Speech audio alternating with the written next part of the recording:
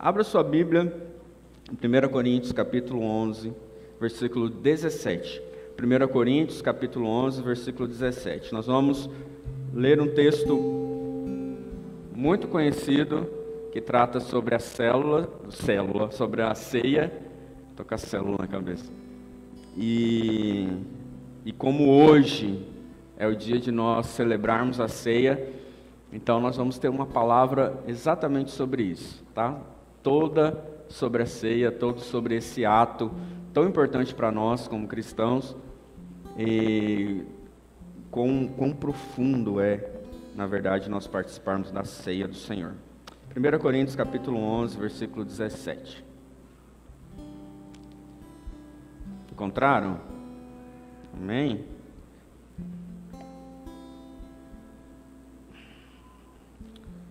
Então vamos lá, vamos ler. Nisso, porém, vos prescrevo, não vos louvo, porquanto vos ajuntais não para melhor, e sim para pior.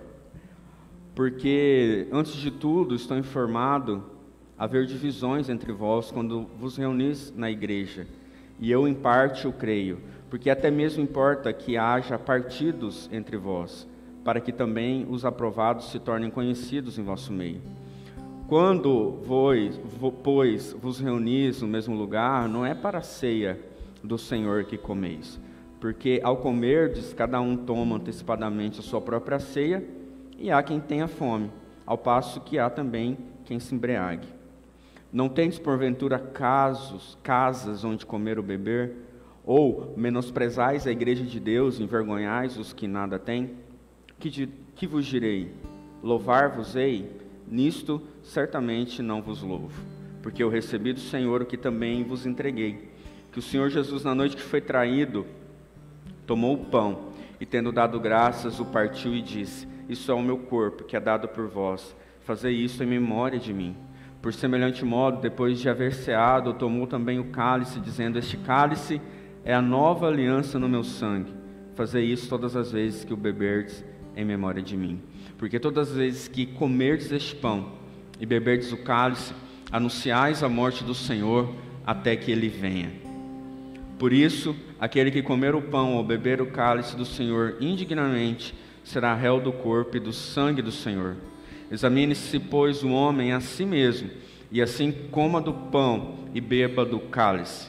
Pois quem come e bebe sem discernir o corpo, come e bebe juízo para si. Eis a razão, porque há entre vós muitos fracos e doentes, e não poucos que dormem. Porque se nos julgássemos a nós mesmos, não seríamos julgados, mas quando julgados, somos disciplinados pelo Senhor, para não sermos condenados com o mundo. Assim, pois, irmãos meus, quando vos reunis para comer, esperai uns pelos outros. Amém? Vamos orar mais uma vez? Pai de amor, nós te damos graças, Senhor, nós te louvamos por essa noite, por esse dia que temos tido de adoração. Que o Senhor, Deus, venha ministrar poderosamente aos nossos corações através da Tua Palavra. Em nome de Jesus, ó Deus, nós colocamos diante do Senhor cada vida, cada coração, e que possamos de fato, ó Deus, estar com o coração aberto para ouvir a Tua voz. Em nome de Jesus. Amém? Há um pouquinho de retorno aqui, Camille, por favor. Ainda está um pouco ruim para mim. Vamos lá. Irmãos, a primeira pergunta que eu quero fazer para você é: você vive em comunhão? Você vive em comunhão? Você sabe o que é viver em comunhão? Essa palavra comunhão faz sentido para você?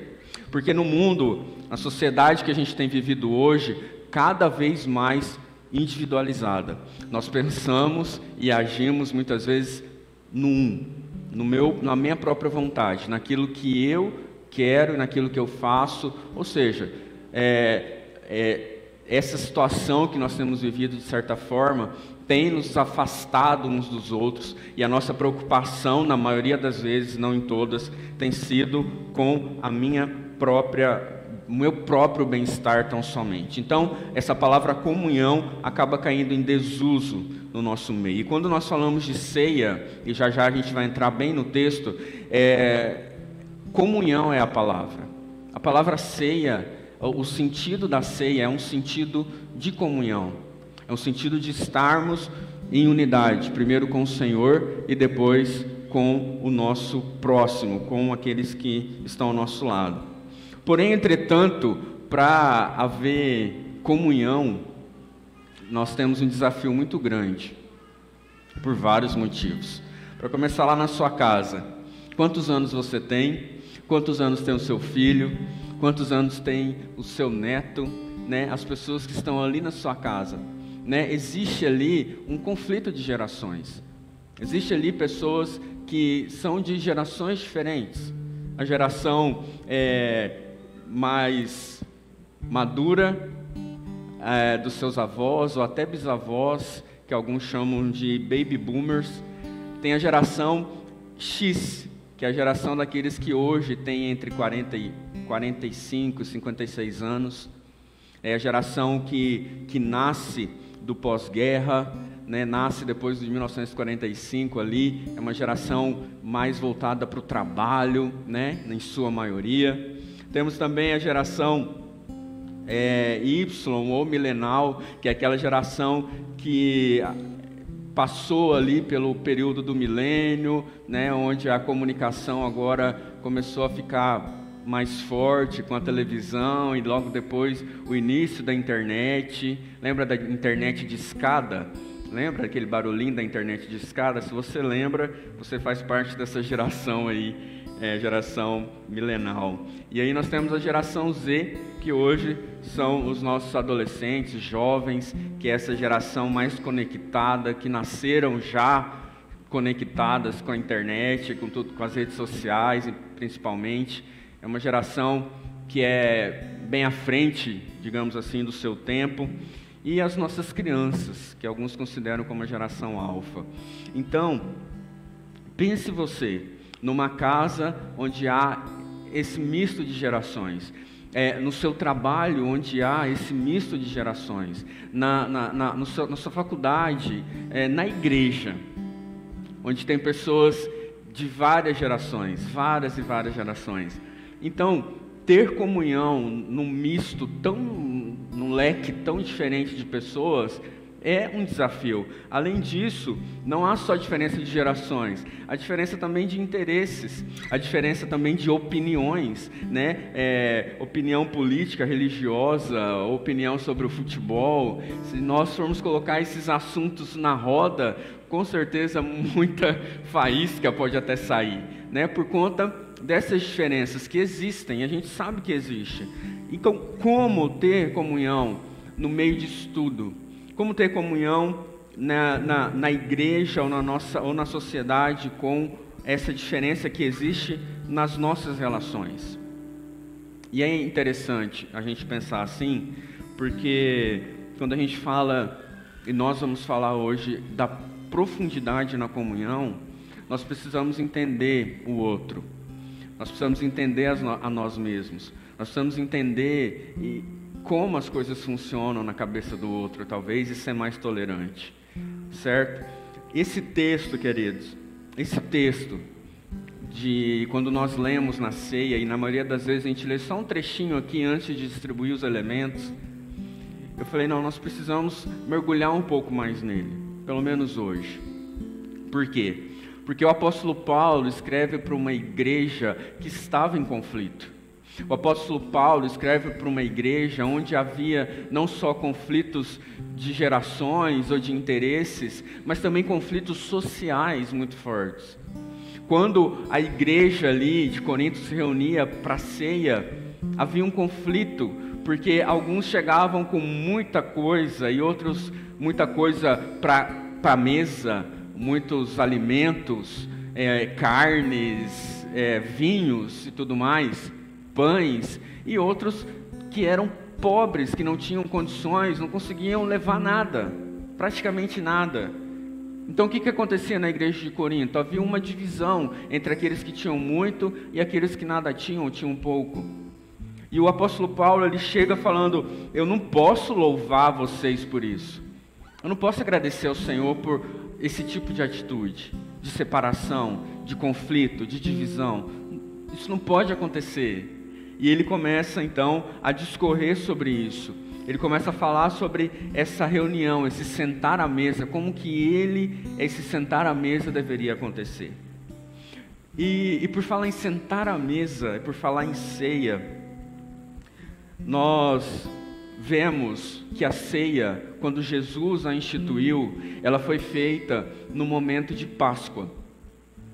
E a Páscoa, para nós hoje na cultura ocidental, quando fala em Páscoa, talvez você lembre de um ovo de chocolate, né, um ovo trufado, né, aquele ovo gostoso, né, que é uma delícia mesmo. Mas a Páscoa, para o povo judeu, não tinha nada a ver com o que nós vivemos hoje. A Páscoa, para eles, era um momento de se lembrar de uma libertação tremenda que Deus tinha feito para eles lá no Egito. A Páscoa significa passagem. Então eles tinham saído do Egito e agora eram um povo livre através da vida de Moisés. A Páscoa é lembrada porque quando o anjo da morte vai ali no Egito e anuncia que mataria todos os primogênitos, o Senhor instrui para que o povo de Israel, o povo de Deus, imolasse, matasse um cordeiro e pegasse esse sangue e passasse nos umbrais das portas. Ok? Acho que todos lembram disso, a maioria. E a Páscoa, então, começa a ser celebrada no povo de Israel. Para você entender em que momento a ceia foi instituída.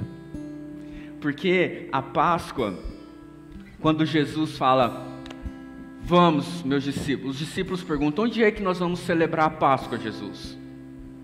E o Senhor: onde nós vamos cear? O Senhor instrui eles sobre a Páscoa, o lugar onde eles fariam a Páscoa, essa ceia, e o lugar é todo preparado, a mesa é posta, e ali Jesus se alimenta com os seus discípulos.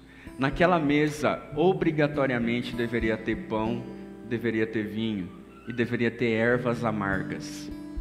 O pão, o vinho e as ervas amargas e um cordeiro também, que lembraria a eles a libertação de Israel.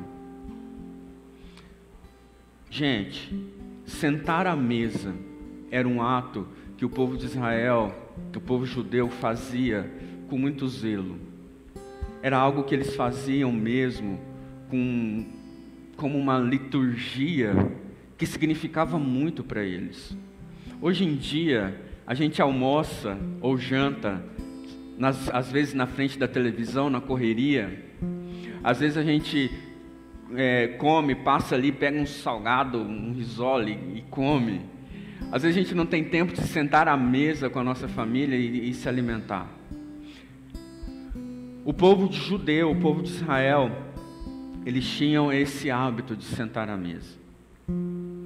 E se a gente olhar para a Bíblia, queridos, quero construir isso aqui com você, vem comigo. Se a gente olhar para a Bíblia começa com uma refeição e termina com uma refeição.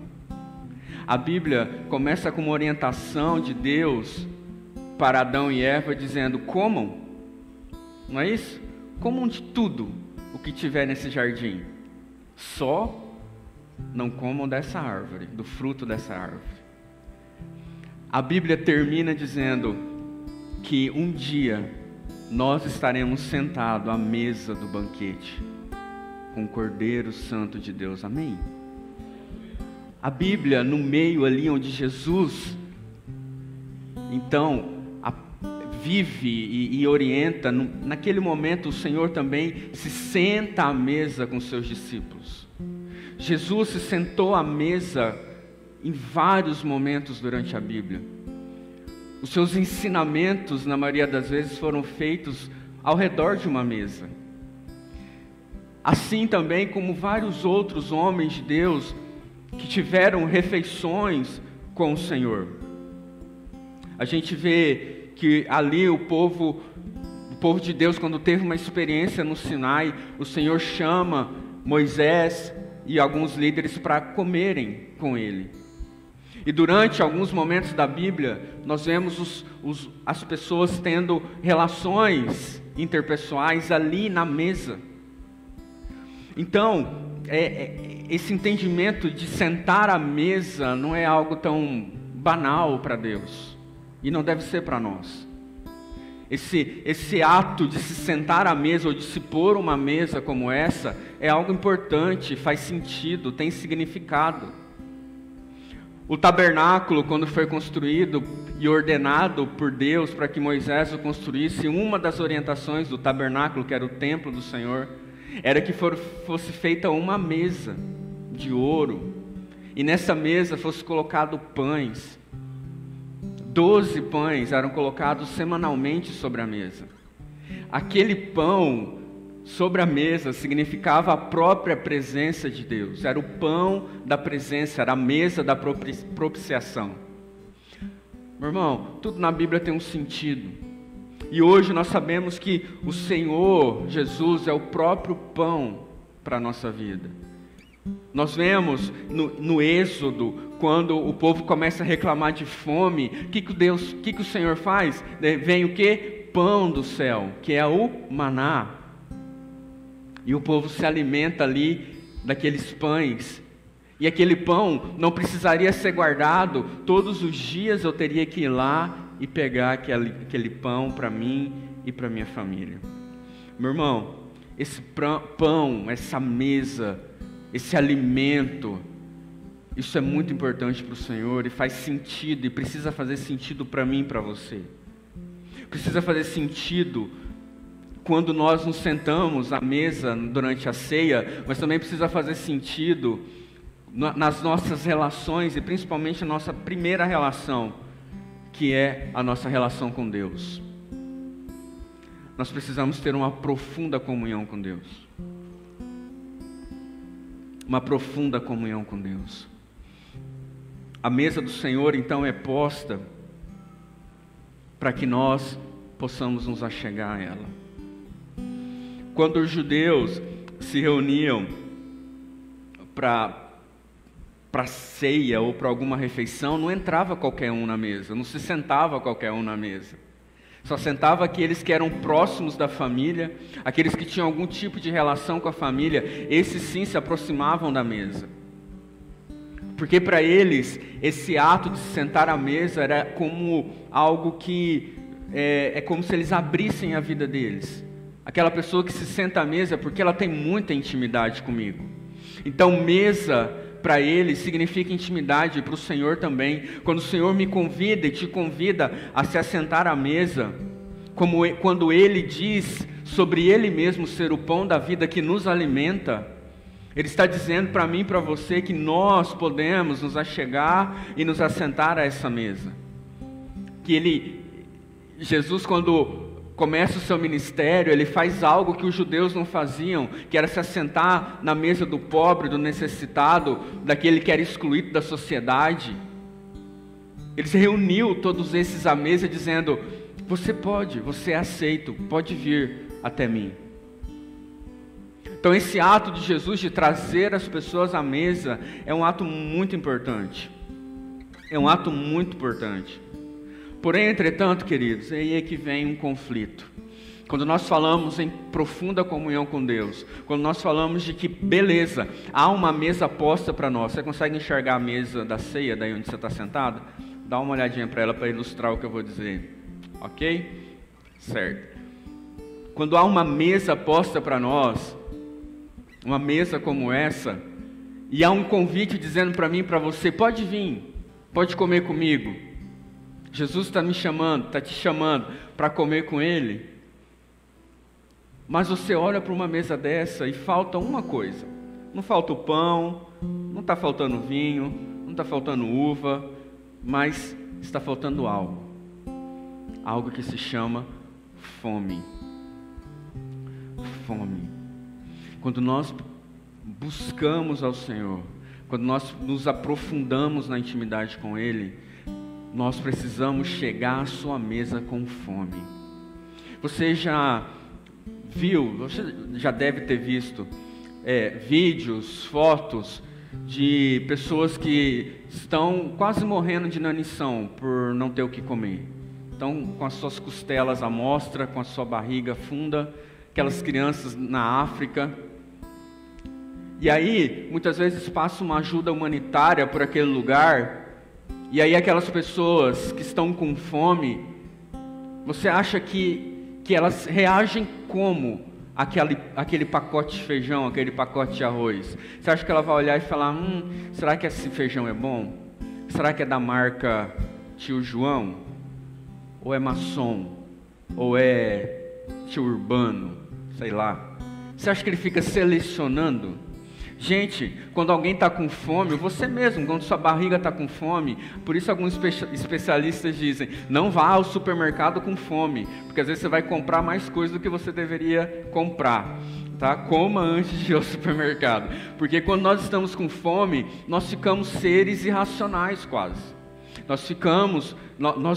tem gente que fica com fome que muda a feição totalmente, que fica quase um cão raivoso, né? Você não pode nem conversar com ele, de tanta fome que ele está, né? Tem gente que fala assim, cara feia para mim é fome, às vezes é mesmo.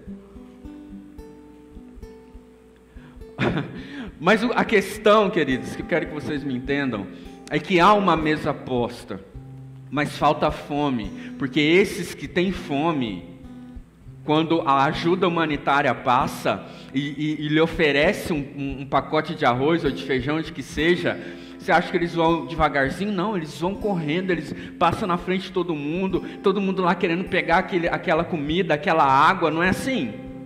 É assim, há um anseio, há quase que um desespero por aquele pouco de comida que estão lhe oferecendo.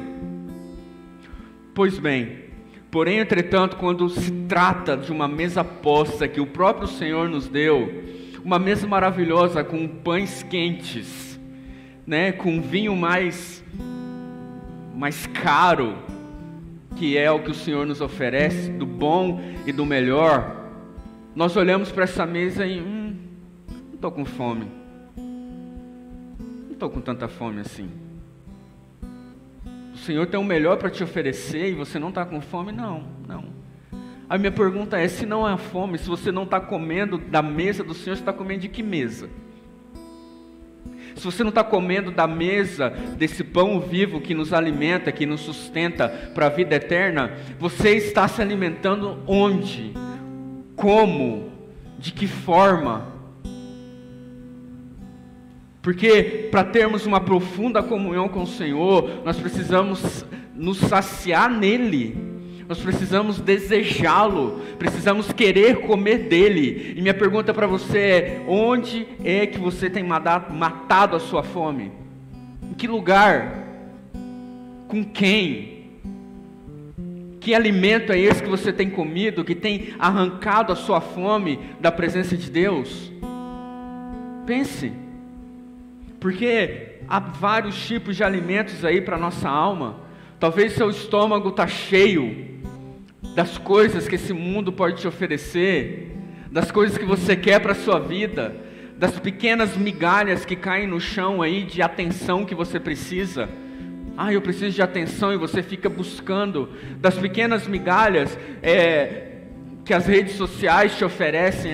Hoje eu vi uma mensagem tão legal, ok, mas só uma mensagem de 30 segundos, de 20 minutos, de meia hora, e no restante do seu dia sua mente estava se alimentando de outras coisas, estava se alimentando de outros tipos de alimento. Então, falta-nos um desejo, uma fome por Deus, e ser realmente satisfeitos em Deus, porque se assim formos, nós agiremos de forma diferente. Se houver essa fome, de fato, pelo Senhor, você vai agir de forma, você vai até Ele, você vai se saciar dEle. O que tem tirado a sua fome? De Deus. O que você tem comido? O que você tem se alimentado? O que você tem enchido o seu estômago? Talvez, querido, para você voltar a ter fome do Senhor, você vai precisar esvaziar. Se esvaziar. Colocar para fora, talvez isso que tem enchido você. Colocar para fora, talvez, os seus projetos pessoais, mirabolantes. os seus anseios, os seus desejos, aquele pecado. Deixar para fora o seu eu, o seu orgulho. Colocar para fora, às vezes, aquelas pequenas coisas que você acha que não, mas que tem roubado a sua alegria, que tem roubado o seu tempo com Deus. Se te falta fome pelo Senhor, querido, jejue. Se te falta fome pela presença de Deus, se para você é muito mais importante programas, amigos, coisas, experimente ficar a sós com Ele. Tranque a porta do seu quarto e fique só você e Ele. Construa um relacionamento profundo com o Senhor. E isso vai ser construído no seu dia a dia. Isso vai ser construído quando você, como você faz todos os dias, que você vai buscar um alimento porque você está com fome, é que você vai até a mesa do Senhor, porque existe uma fome também dentro de você. Você não vai à mesa do Senhor porque essa fome não existe mais. Porque ela se foi. Porque acabou. Não existe mais aquele desejo que eu tinha pelo Senhor. Eu não tenho essa vontade mais de me sentar à mesa e me desfrutar dele. Queridos, a ceia é um momento. Esse momento que nós estamos aqui é um momento que nós fazemos aqui na igreja uma vez a cada 2 meses, mas você pode e deve se assentar à mesa do Senhor todos os dias e se alimentar dele, e comer dele, e ser satisfeito nele. Você entende isso? Você entende quão importante isso é para você? Porque sem esse alimento espiritual, sem esse alimento que é o próprio pão da vida, nós vamos definhar na fé. Nós precisamos nos alimentar, nos encher da sua presença, encher o nosso estômago, ser saciados com Ele para aquele dia, para que a nossa vida tenha sentido. Quantas pessoas têm perdido o foco? Quantas pessoas têm deixado? Outros ou têm se debruçado em outros banquetes que não seja esse que o Senhor tem oferecido para nós. Eu queria que você fechasse seus olhos. Eu não terminei ainda não, mas é a primeira parte.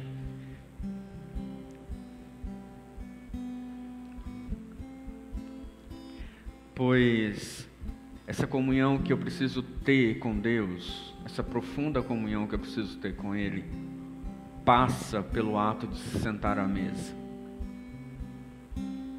Talvez você já se alimentou do Senhor muito, você se saciava nele. Talvez quando você se converteu, você se sentava à mesa e comia do Senhor, o Senhor falava com você na palavra, e você chorava, você via Deus agindo e falando, mas o tempo foi passando, e outras mesas foram aparecendo, e você foi deixando a mesa do Senhor de lado. O Senhor te convida todos os dias, mas você tem preferido outras mesas, outros banquetes. Eu só queria que você pensasse, que banquetes são esses?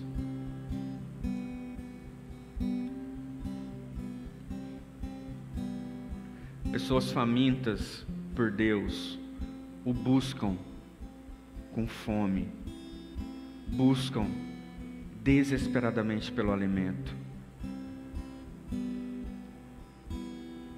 Para termos uma plenitude, um avivamento pessoal, querido, é necessário reconhecer nosso estado, o estado de que nós estamos satisfeitos com esse mundo.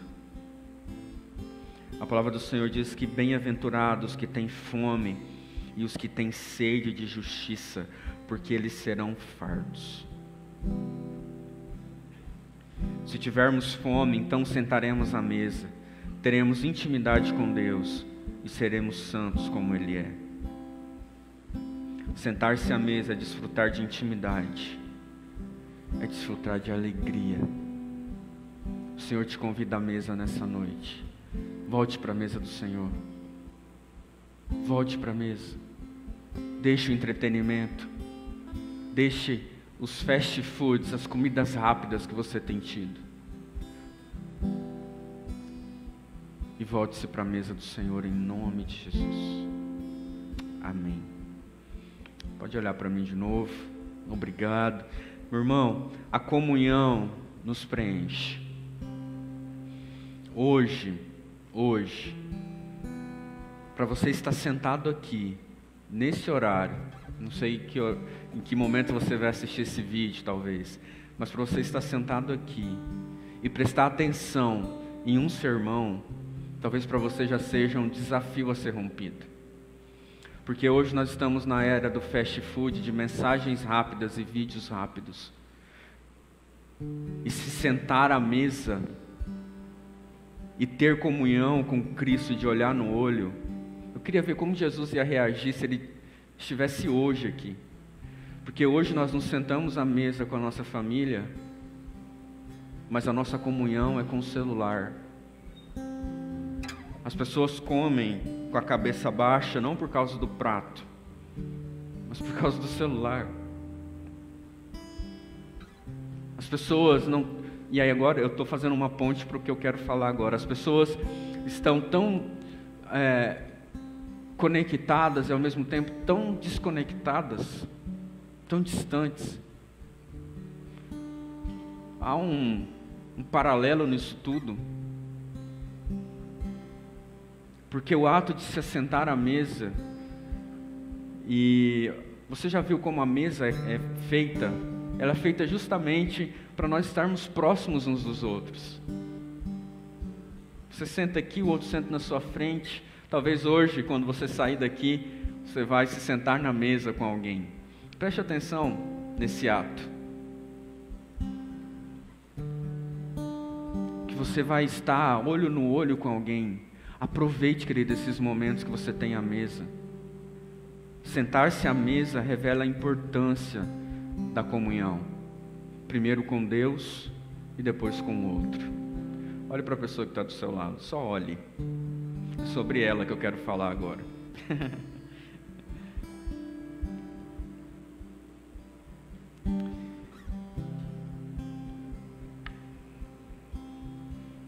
Viver em comunhão, meu irmão, é uma bênção. É uma bênção. Primeiro, uma comunhão vertical com Cristo, com Deus. Depois, uma comunhão plena, horizontal, com as pessoas que estão ao nosso redor. A começar por aqueles que estão na nossa casa. Essa comunhão horizontal, ela revela como está a nossa comunhão vertical.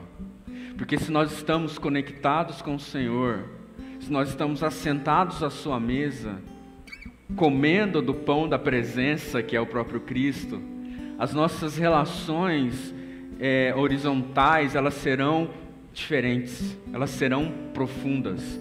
Eu estou falando sobre comunhão profunda. Olha só, Jesus então convida a todos a sentar-se à mesa. Jesus mostra para mim e para você que há um acesso livre para nós nos assentarmos à mesa. Jesus ensina para os seus discípulos que nós podemos convidar outros a assentar à mesa. Jesus está mostrando para mim e para você que há meios de comunhão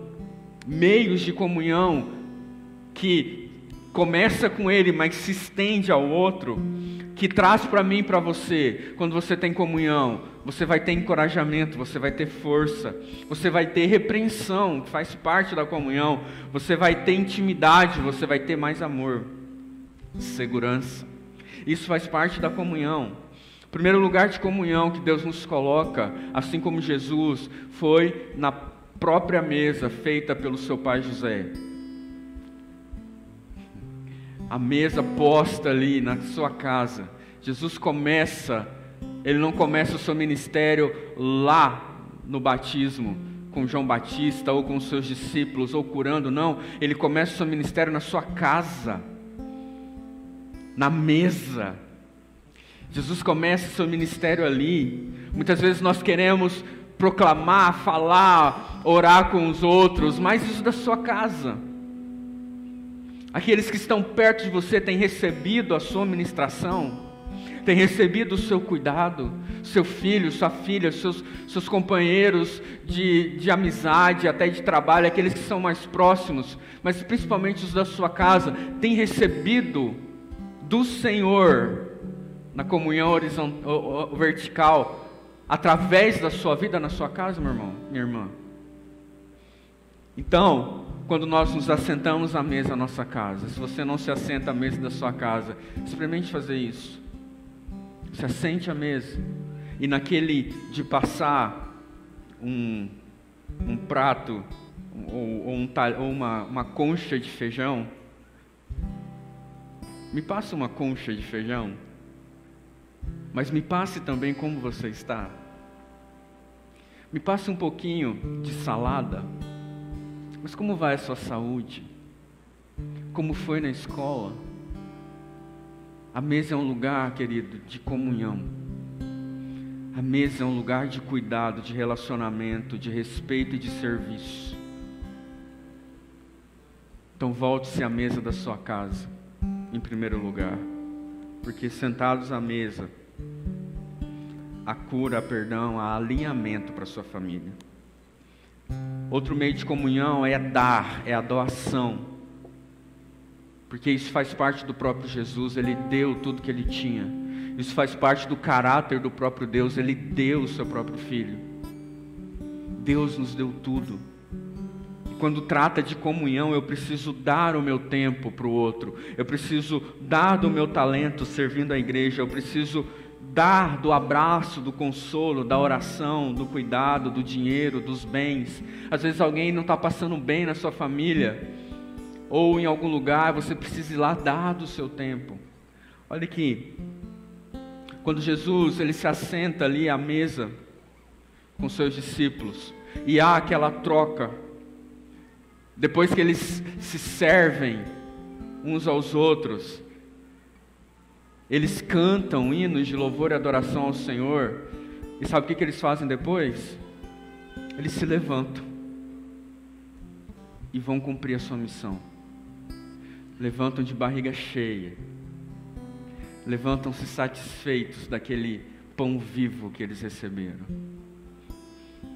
Quando nós nos assentamos à mesa do Senhor, comemos dele, nós nos alimentamos dele, mas nós não ficamos plenamente ou totalmente ou eternamente sentados ali, enquanto nós estamos nessa terra. Nós nos assentamos à mesa, comemos, bebemos, mas nos levantamos e vamos lá falar para o outro: ei, eu comi um pão hoje, mas um pão que eu vou te contar. É um pão que matou a minha fome, é um pão vivo. Pão vivo? Nunca vi pão vivo. Pão vivo que desceu do céu, o próprio Jesus. Eu bebi do melhor hoje, e você pode experimentar isso também.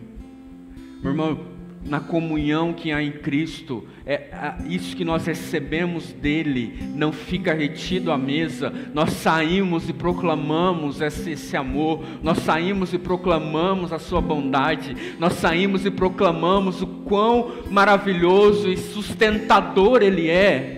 Porque eu recebi disso, eu comi dessa mesa, eu experimentei o que essa mesa me dá, que é o próprio pão vivo que desceu dos céus. Então eu não saio dessa mesa igual.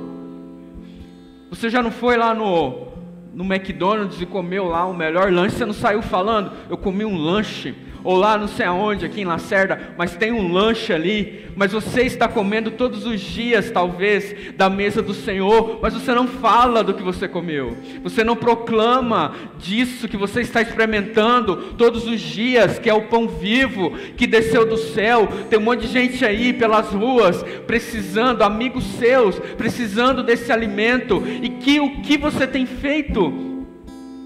O que você tem falado? Você tem mostrado lá no seu trabalho que existe um pão vivo que desceu do céu, que você está sentado ali se alimentando dele? Nós ficamos retidos, querido, à mesa. Primeiro, às vezes nós nem nos achegamos à mesa porque não tem fome, mas agora você entende que você precisa ter fome.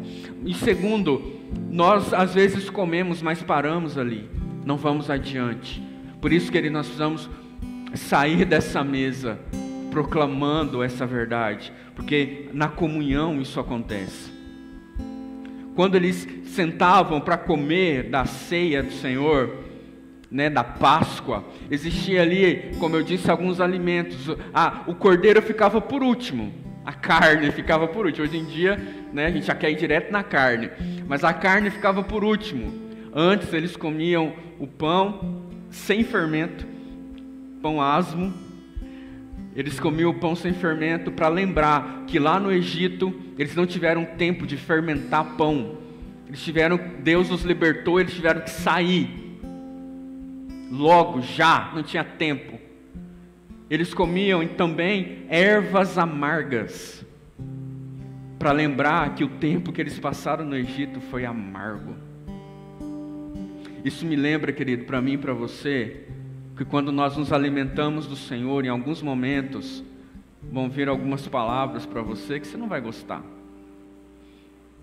Vão vir alguns remédios da palavra no seu coração que você não vai se agradar. Talvez no momento de comunhão, o seu líder, o seu pastor, o seu amigo vai te falar algumas verdades, porque amigo fala a verdade. Olho no olho. Que você não vai se agradar, vai descer como erva amarga. Você já tomou boldo? Como diz o outro, esturdia. Eu tomei boldo. Horrível, mas necessário. Porque eu tinha comido algo que não me fez bem. Você bate o boldo no estômago, no fígado, sei lá, pá! Desce amargo, né? Pega o boldo. A receita é assim: você pega a folha de boldo, você amassa, né, irmão? Amassa, bota água e toma. Você vai ver, é uma erva amarga, mas que vai te fazer bem. Então, no relacionamento com Deus, na sua palavra, às vezes vão chegar palavras dizendo para você: ei, acorda! Acorda! Não vá por aí, vá por aqui. Não faça isso, faça aquilo. Você está errado. Receber essa palavra de que eu estou errado. Mas você está errado, você está errada. Você não gosta, nós não gostamos, vem aquela ira. Aí você fala, mas eu estou errado mesmo. Faz sentido. Eu estou errado. Vai vir momentos, querido, na nossa vida em que as palavras serão duras diante da mesa. A erva será amarga, mas é aquilo que vai me curar. É aquilo que vai me curar. É aquilo que vai me curar, que vai me libertar. Meu irmão, um relacionamento individual com Jesus, pessoal, individual com Jesus, é maravilhoso, é necessário. Eu acabei de falar e você orou por isso, mas ela não é a totalidade da vida cristã. A gente diz assim: eu sou a igreja. Na verdade, nós somos a igreja. Nós somos a igreja. Jesus morreu por um povo, então nós somos a igreja. E aí, esse relacionamento que às vezes a gente não quer ter, ele é necessário. Sentar à mesa com aquele que é diferente de mim. Eu acabei de falar lá no início. Você vai se sentar à mesa com pessoas que você às vezes não tem intimidade, com pessoas às vezes que você é diferente dela, totalmente diferente do que pensa, do que fala. Mas quando nós nos sentamos à mesa, no repartir do pão, o pão é o mesmo para todo mundo, o vinho é o mesmo para todo mundo, e isso nos faz iguais. Ninguém é melhor do que ninguém diante da mesa do Senhor. A sua luta não é maior do que a do outro, ou você olha para o outro e fala: esse é mais lascado do que eu. Não existe. A graça e a misericórdia de Deus nos nivela. Todos nós precisamos da graça e da misericórdia de Deus. Não tem ninguém melhor do que ninguém na mesa. Inclusive, essa era uma discussão dos discípulos lá quando Jesus fez a ceia. Quem vai sentar ao lado de Jesus? A direita e a esquerda. Havia essa discussão. E na mesa Jesus mostra que não tem isso.